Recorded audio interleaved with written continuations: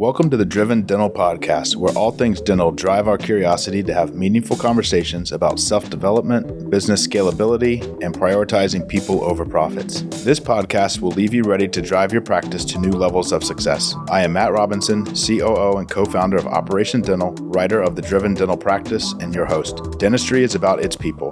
Let's hear from them. We are here today with Jonathan Bunty, our accountant and essentially acting CFO. He has known us since 2016 when he was the original accountant for Dr. Kelly at Winter Park. And we worked together back then and talked more and more about the dental practices, and he saw us growing each year. And eventually we were able to steal him from his accounting firm that he worked for. And you were in really a tax, you were in charge of the tax division of that accounting firm, correct? Yeah. For how many years? 12 years. 12 years. Okay. So he came on board with a lot of knowledge about finance, taxes, obviously, anything financial. And the reason we're talking today is there's been a major change in our company in the last 2 months regarding our finances. As high up as we had to part ways with our CFO. And it stemmed from a lot of different things that we'll get into, but the main one was our senior banking relationship. And our bank essentially told us they are no longer lending to dental offices unless those dental offices are backed by a private equity group, which that is not in the cards for us at all. So we've been put in a difficult spot in the last couple of months. I guess, do you want to give your recap of where we are and how we got here? Yeah.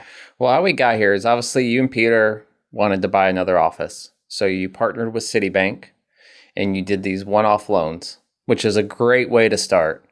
It's just a one loan. They put the loan against the practice and you're able to acquire that practice. The problem becomes as you start doing that over and over again, the banks aren't going to just lend on one practice because your other practices are heavily collateralized so that they just won't allow it. You graduate to the next level of lending, which we then found, and we moved away from Citibank. They consolidated all our notes into one big note and said that, going forward, we can lend against, they gave us a limit of what we can lend against and we can go out and buy offices. So that partnership lasted for about 2 years. They had some issues. We had some issues with some of the things that they wanted us to do if we were to use them to buy an office, and most offices we want to acquire are going to be over $1 million. So we decided we wanted to grow fast and kind of stay heavy in this market to compete with the other dental groups that are coming here. So we wanted to get creative and figure out different solutions. One of the great things that our previous CFO did was the PPM, which allowed us to kind of create our own fund.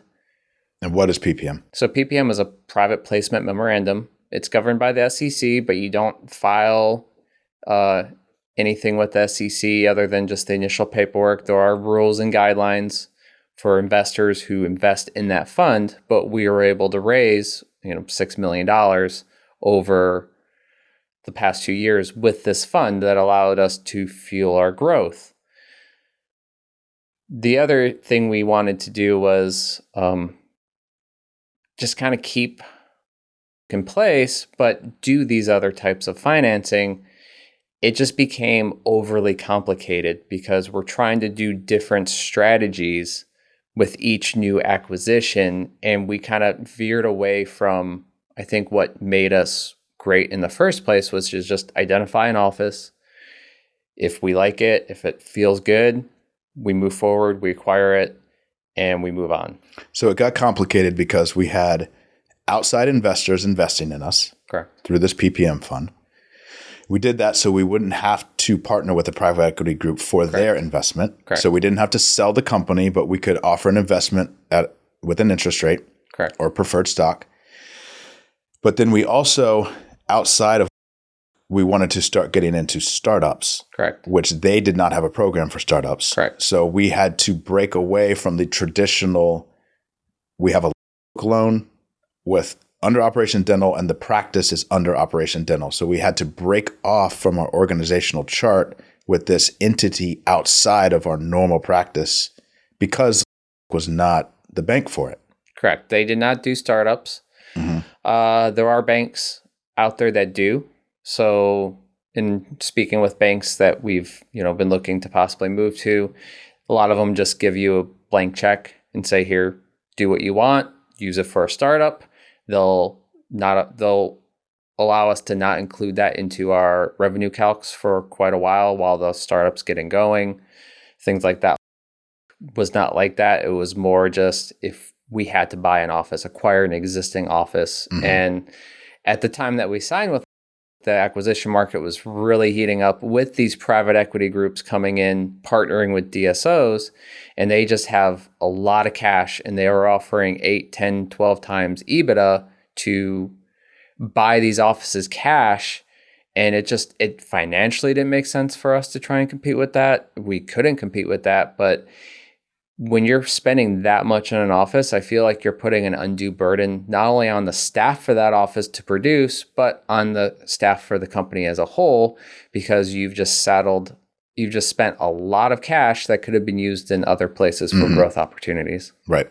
So we wanted to grow, would only allow us to grow so fast. Correct. So we got creative, we got outside funding.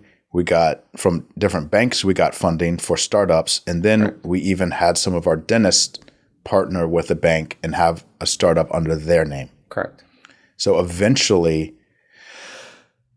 if you look at the dental industry as a whole right now, supposedly it's just difficult to find funding because there have been groups that have grown too quickly. And that's causing the banks to get nervous about lending to any group.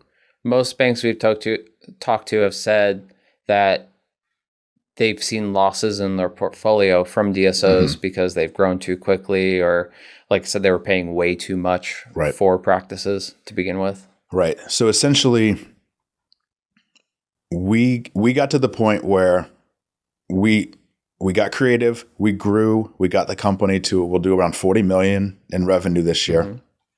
But because of our bank having other groups that defaulted on their loan, we are now no longer able to grow through our bank. Correct. And they are asking us to find a new bank. Correct. We have to so we can continue to grow. Correct. The tricky part is now our structure is complicated and other senior banks it's too much for them. It's too much for them to underwrite, to understand. They don't like complicated. If you want complicated, that's what private equity is for. With multi-level tiered structure, 6, 8, 10 levels of companies on top of each other. Banks don't like that. They have a lot of regulatory things that they have to follow, especially after all the issues we've had in the past with the 2008 crash. So simple is better. And that's what we're going to try and go back to. Right.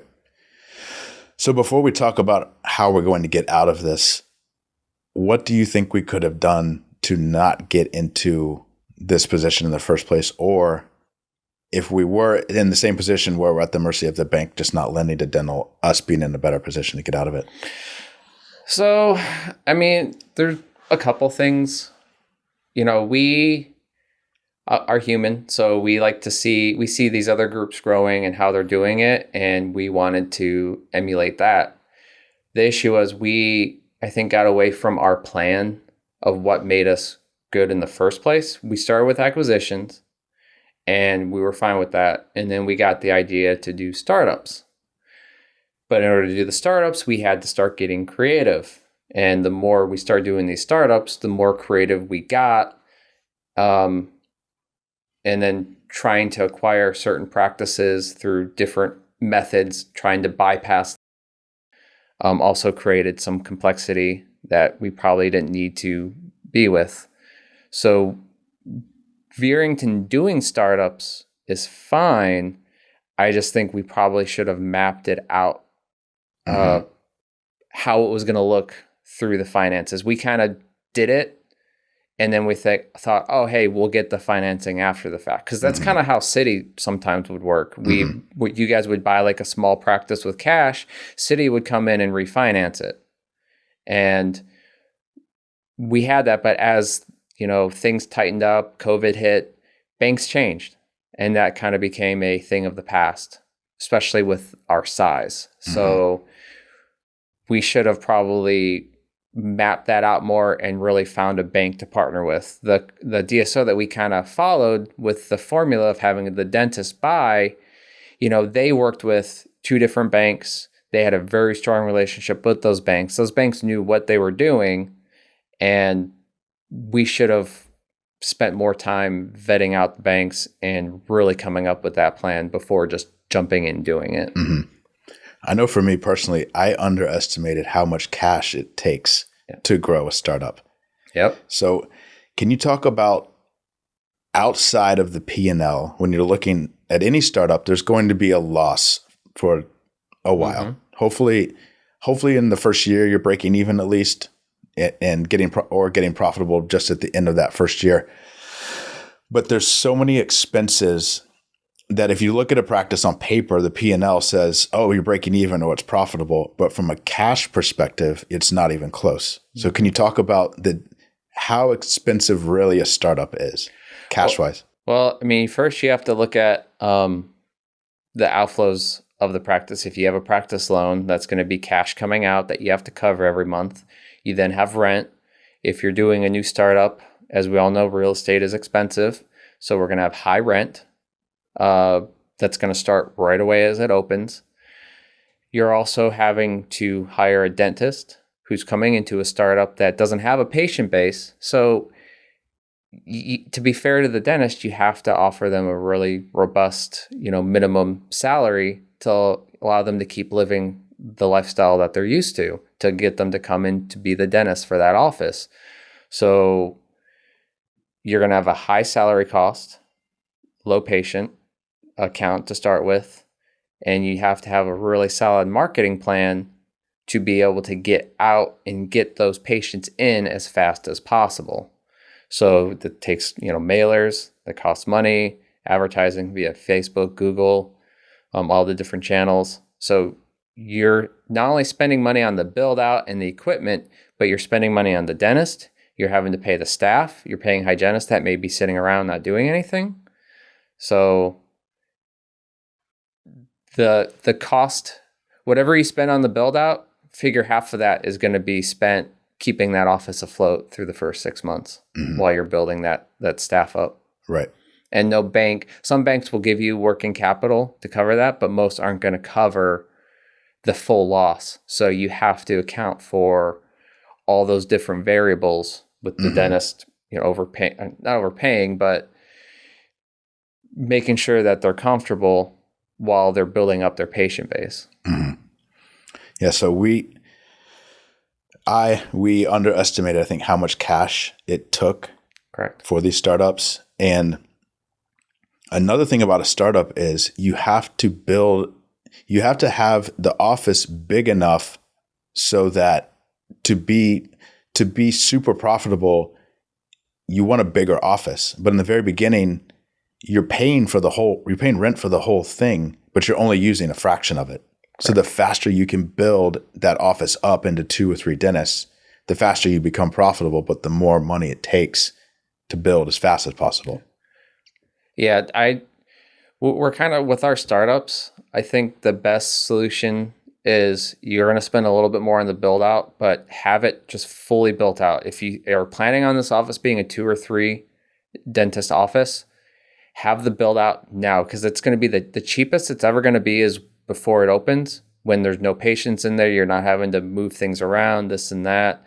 Just have the space ready. You don't have to buy the equipment yet, but just have the space ready. So all you have to do is flick a switch, buy some equipment, and now you have a place to put a patient in. And I think our first startup, we didn't do that to the full degree. So now we're having to expand and pay more money to expand, pay a different lease rate on that space. Right. So if we had kind of planned for that in the beginning, we may have avoided some of these issues. And I bring this up because the struggle that we have now finding a new bank is we were so growth focused as a company, not so much EBITDA focused, which EBITDA is a term for the banks use for profitability. It's how they measure apples to apples, us versus other groups.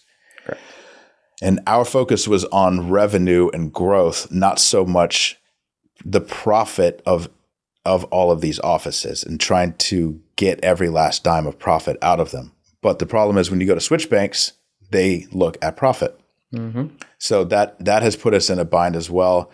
And the growth that we've had from all these different avenues, the practices are in different stages or seasons of EBITDA, where since we have 16 offices, some of them are fully built out, like maxed out the space. They're carrying the company essentially while these others catch up. So that means for us, EBITDA has now become very important, and we have to figure out a way to grow while maintaining a very solid EBITDA. Correct. In summary, I think what I learned is our company wasn't as stable or strong as it should have been during a growth phase, which is really hard to do, but I think you have to have that balance so that you're not in this strain that we're in right now.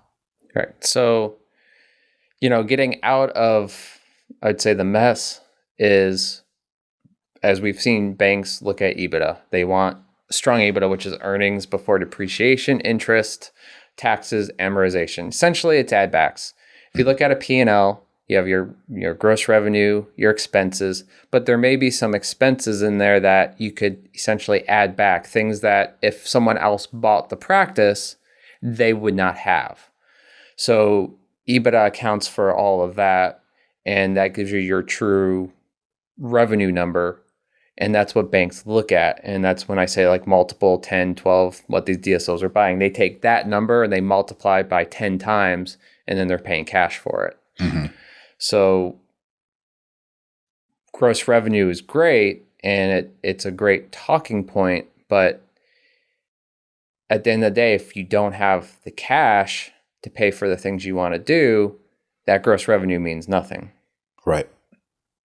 So let's explain in layman's terms the difference between profit and cash, the P&L versus cash flow. Well, P&L just shows the profit of the company. Gross revenue minus expenses gives you your gross revenue. But you also have things on top of that you're spending money on. You have your debt service. So if you have debt, equipment notes, practice notes, you're paying, that's coming out of that cash. So if your net income on your P&L is $40,000, you should have $40,000 in the bank.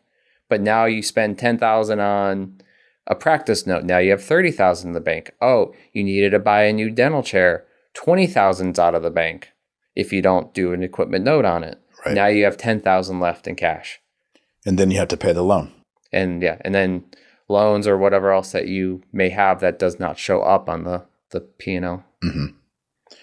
So for us, we're at the end of 2024 now. 2025 is the year we're going to build back our EBITDA to be more in line with what our revenue is. So what would you say, where do we start with that?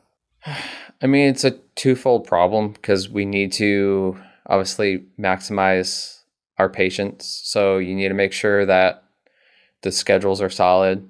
The staff are fully booked out. The dentists are booked out.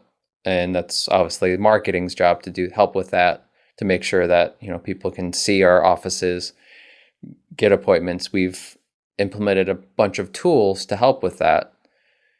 The next step is, so now you're maximizing revenue.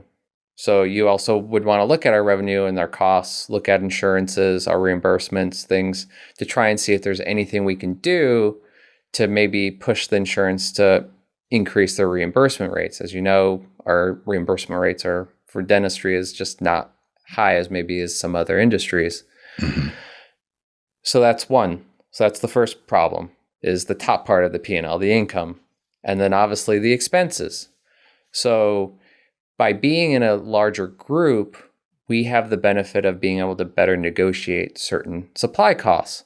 So we have staff that go out, they wine and dine these different companies and negotiate really good prices for us. The trick is getting every dentist, every staff, they have their own set of way of doing things. So it's talking with them and having them understand why maybe using this vendor is better than this vendor, even though they've always used this vendor. We don't want to go in and just tell them how to run their office. We're not like some of these other large groups that do that. We want our dentists to be able to practice the way they want to practice. But you still have to have some control on those costs. So by being able to negotiate and then working with the vendors, having them give us free samples. If a doctor gets 2 free samples, realizes, oh, hey, this product that I've never really cared for before is actually better than the one I was using, great. We have someone that helps coordinate all that to get our staff to look at all the options. So now we're getting our supply costs in line. We're getting our labs in line. The next step is, obviously our big one is wages. The cost of living has increased, but our reimbursements from insurances have not. So as wages go up, our EBITDA goes down. So it's a fine line of managing our staff expectations on their performance, their wage growth. So creating things, having different KPIs, which are key performance indicators, having different measurements that allow them to see how they're actually performing really helps. So like a hygiene KPI. So our hygiene knows how much they're producing per hour. Some may be competitive and say, oh, how, I'm low. I want to do better. I want to, really maximize everything that I can be, because if I maximize myself, I'm benefiting not only the company, but I'm benefiting myself. I'll get that raise. We'll bonus more. So it's getting the staff to buy in as well and understanding that they're a huge contributor to the overall health of the company. And if they can understand that, and since we do have like a bonus profit share system with them, they understand that the more profitable we are, the more profitable they are. But you can't just randomly give out raises here and there and then expect your EBITDA to stay the same. Right. I have a lot of people ask me like what they can do to help us. And I normally tell them it might sound boring, but they just have to fix their office, focus on their office. If you want to help everything in the company, each office has to be maxed out for what it can be. And it's natural to want to grow and maybe help outside of your own office, but doing the boring work of every day, looking at your schedule, making sure that everything that is supposed to be on there is, as far as procedures or whatever it is, just whatever the office needs at that time. And thankfully we follow the book Traction, where we do have quarterly meetings with everyone who wants to be there. And we come up with 5 or 6 different things they work on for that quarter specifically. And that's how we have grown the company. And it's gotten, as a company, we've gotten much, much healthier and stronger and better at what we do. But I still think, going back to what you were saying, 2025, we have to slow down, stay boring for a year, and just build what we have. Going back to the discussion, like you just mentioned with the staff maximizing the schedule, something we've learned through all this is office culture matters. We've seen an office that we at one point thought about maybe selling because it just was not performing well at all for a long time. But you get, different leadership in there, and it's like a light switch turns on, and, everyone follows suit and it just takes off.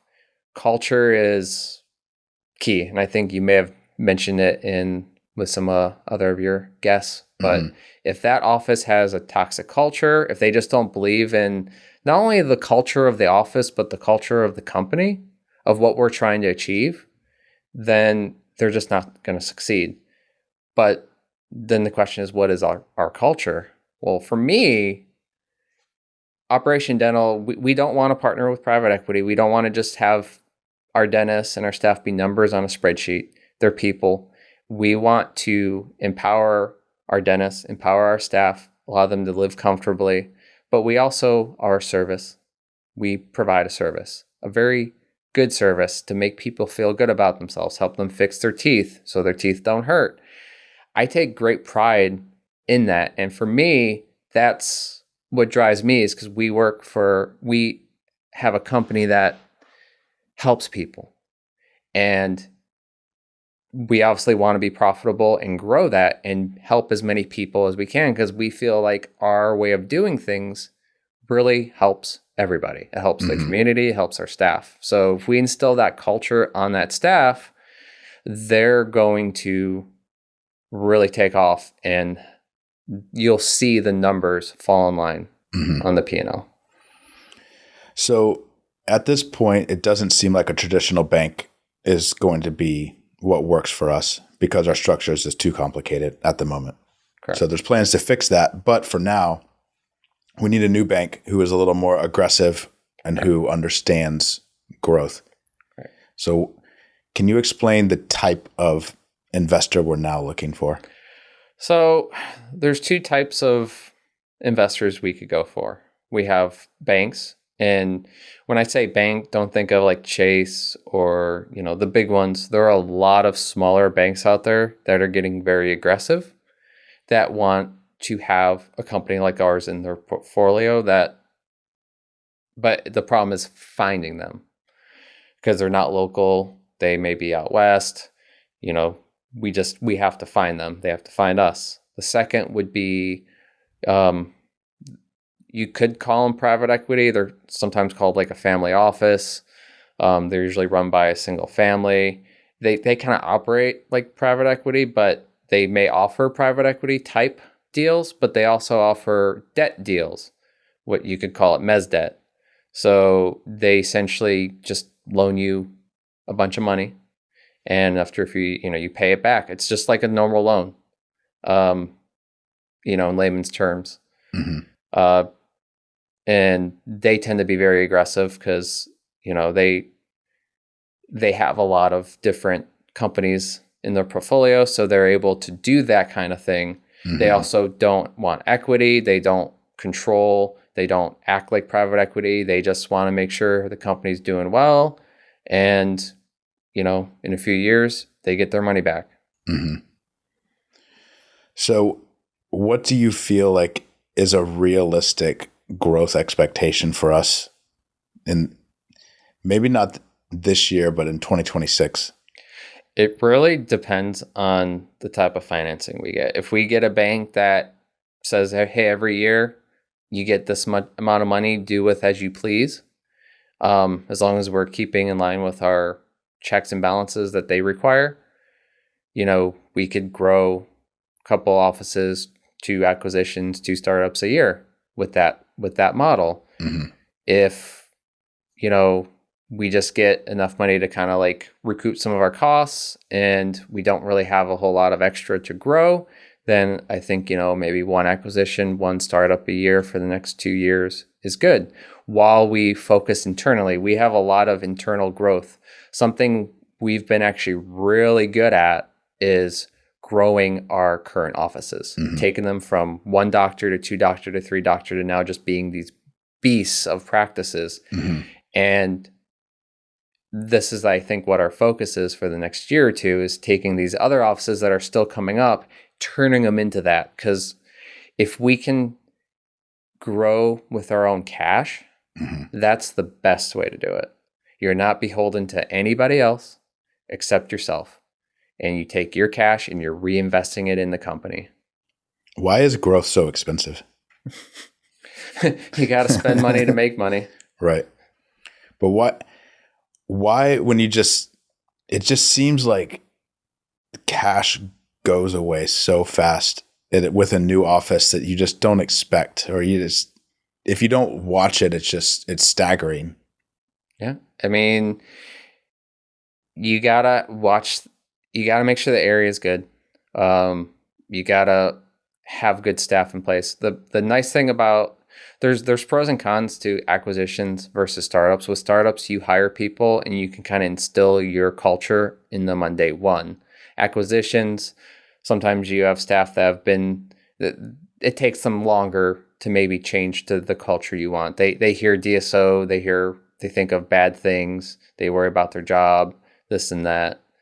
So it takes them a while to warm up to us and to really trust that we have their best interests at heart. Mm-hmm. A startup, you don't have that problem because you're hiring new people. But like I said, at the same time, if you don't have patience, if you're not in the right area, another office opens up, a competitor right down the road, they're now taken away from your patients. So having the right staff right away and the right doctor right away is huge. Because, patients aren't, I don't know what the number is for patient loyalty with dentists. I know they're pretty loyal to their main doctor, but I feel like with dentists, patients tend to move around a lot. So having staff that connect to their patient, having a dentist that really understands, like before I joined here, I had a dentist who, I don't know if he wrote notes, but like he remembered certain little details about our conversations every 6 months that I was just like, whoa, I like that. That made me want to go to him more and be loyal to him. So just finding those people, if you don't have those people, the office is going to suffer. It's going to cost more. And now that 300,000 loss that you've put in is now 400, 500, 600. Yeah. Well, it's all a balance too, because people don't want to go work for a company that's not growing. Correct. It's boring. So you have to make sure your company is extremely stable when you're growing, because you have to grow in order to keep recruiting, but you also can't grow so fast that it hurts the company overall. It puts the company at any risk. Correct. We have staff. We want our staff to grow, and we love giving promotions. We want staff to feel like they have a future, a career. We want them to retire with us. But in order to provide and allow that career growth, we have to grow ourselves. We have to add more offices. We have to do this. But then it's like, how do you finance that? How do you pay for it? Do you prefer startups or acquisitions? I like startups. Really? I like acquisitions from a point of, you already have an existing patient base, so you already have revenue coming in. From an accounting side and like a work process side, startups are easier. You're not dealing with the prior owner. You're not commingling money with their bank. I would say it's easier to possibly do insurances on a startup to get the doctor credentialed. Everything's fresh. So from like a accounting standpoint, a just process standpoint, a startup is a little bit easier. But from a revenue standpoint, acquisitions from day one, as long as it's a good buy, you'll either be breaking even or have some profit. Right. Yeah, we really grew especially in the beginning, entirely on acquisitions. So I think it was maybe 5-6 years before we did our first startup. But what I like about the acquisitions is there's typically value add. So if there's a solo practice and they're running things the best that a solo practice can run, a group comes in and there's just economies of scale that a solo dentist can't offer that we offer. It's something as simple as being able to buy supplies cheaper as a group. Yeah. Well, we can usually decrease their supply costs by 1 to 3 percentage points. Right. So we can come into an office that's, say, doing $1 million at 100,000 profit with almost no changes, double their profit from day one, while we don't have to wait for construction to get done. We don't have to spend all that upfront money in the negative. And we inherit team members because hiring has not been fun since COVID. So some of our best team members have come from acquisitions. Yeah. Two of our three regional managers have come from acquisitions that grew in the company. And we've had so many other really good people come from acquisitions. Yeah, there's pros and cons. And I think you have to, as we grow, we have to weigh that. I think we saw acquisitions were getting too costly, so we started with startups for our growth, and we just didn't plan well enough for that growth. But I think doing both is a great strategy. You just have to have the plan, the cash, and the resources in place.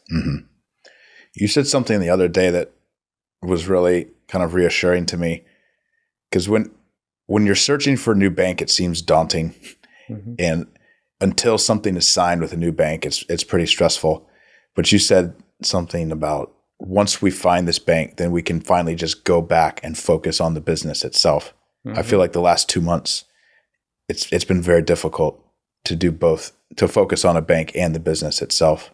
It is hard. The benefit of doing like a mezz debt type of deal with like a family office is they just don't have the regulatory rules that a bank has. Dealing with the acquisition we're currently dealing with, I think we have spent so much time, there's so many different people at the bank that are involved, asking for this, asking for that, sign this, fill this out, fill this out. You have wasted a lot of time on that. And that was time that you probably could have spent doing other things, growing and looking at an office that maybe is struggling a bit and helping them figure out a path forward. So, doing these one-offs with these banks can be very stressful. Finding a senior bank or a mezz debt type lender that just understands and just gives us a blank check, which a lot of them do. Now they just have to follow their rules. They're not going to hold you back as much. They're not going to require 800 million forms to be signed at closing. No, closing on a single practice is absolutely exhausting. It is a lot of work. I mean, this literally, if we were doing this on a monthly basis, you would have to have at least 2 people full-time doing it. Yeah. It's a lot of work. We kind of did in 2021, or was it 20? Whenever we moved to Jacksonville, we closed on 5 practices that year, and I think 5 buildings. Yeah. Every month there was a closing. It was exhausting. It was, and times have just changed since then too with banks. Like I said, there's just a lot more to it. Plus we're bigger, so more paperwork, more complications. Back then we were still with Citi for some of that, so they already had a lot of the legwork already, so it was a little bit easier to close on some of those than I feel like it is now. I don't remember this being as stressful. This has probably been the worst. The current one we're doing has probably been one of the worst we've done. It's pretty intense. Yeah. So, I understand the banks have their rules they have to follow. So you just have to plan for that accordingly as you grow, which is why startups can sometimes be easier because you may avoid some of that. Yeah. So I think to sum it up, I'm actually glad this has happened. And it's made me realize our business was not as strong as it should be or could be. So to grow, we got creative. There's only so many ways to do things in this world, and everyone's already tried everything. If there's a new way of doing something, it may be out there, but we tried doing a couple different creative things at once. And instead of just sticking to one, we did multiple. And that kind of, like you said, what put us in this bind is now it's like 3 different types of growth processes in place that we can't. And now it's hindering us from just getting rid of it and just going back to what we're good at. Yeah, for sure. Well, I'm excited because we'll meet the challenge and we'll grow from it. I believe in us. Yeah. We will persevere. we will find a way. We have to. We have a lot of people counting on us, and we want to make sure that everyone's taken care of. For sure. Well, thank you for being here, explaining this mess. And we'll follow up after it's all over. Yeah.